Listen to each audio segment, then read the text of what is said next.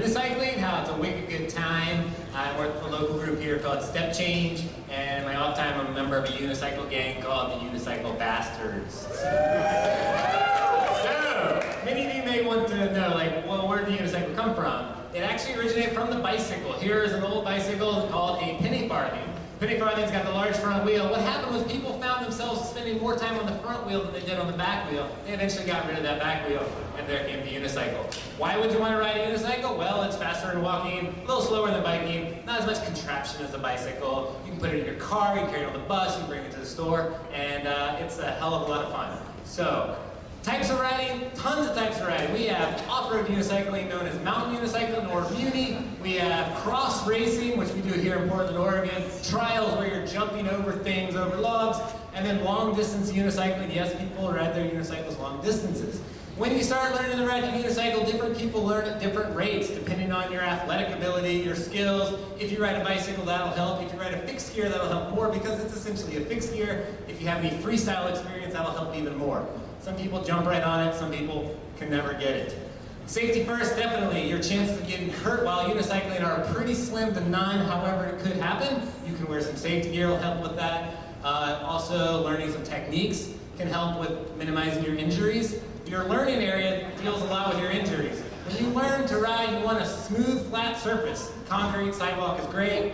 Bumpy areas, grass, not so good. Also watch out for large glass panes of windows, because a lot of times the unicycle will go flying. You don't want to go through the glass wall. Starting off, you do want to find the wall, lean up against the wall as your friend.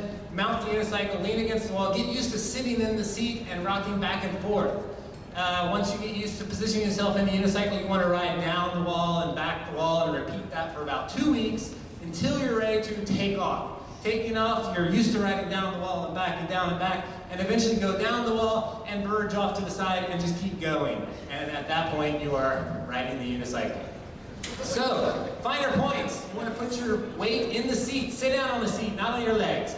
Sit up straight, just like your mother always told you. It's about your core strength. You want to sit up straight. You want to keep your pedal strokes nice and smooth, not jerky. Smooth strokes, straight posture, weight in the seat. You can use props to help. Props aren't recommended, but they're fun. Here's a person using a baby stroller. I really love finding the old grocery carts riding around town, push those. Ski poles, but I wouldn't recommend those, you might lose an eye. Your best prop is going to be your friend. Mounting and turns. When you mount, there are two types of mounts. One is a more active mount, which is when you actually jump onto the unicycle. The other is a rollback mount, which is not as good. So when you turn, you kind of twist your waist. Tricks, there are tons of tricks. Here we have a guy doing a wheel walk. In addition to wheel walk, there are crank flips, riding backwards, gliding. The list just goes on and on and on and on. Tons of tricks you can ride, you can come up with.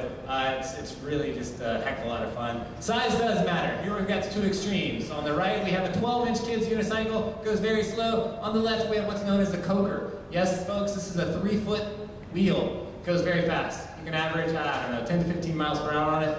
So that's what you do distance on. Buying a unicycle, you can find them very cheap on Craigslist. 50 bucks, you can get a cheap beater to learn on. Recommend it. If you want to buy something new, it's $150 to $1,200 or more. There's a local shop you can buy them at called Serious Juggling. You can buy them online. Gear. Gear is definitely recommended.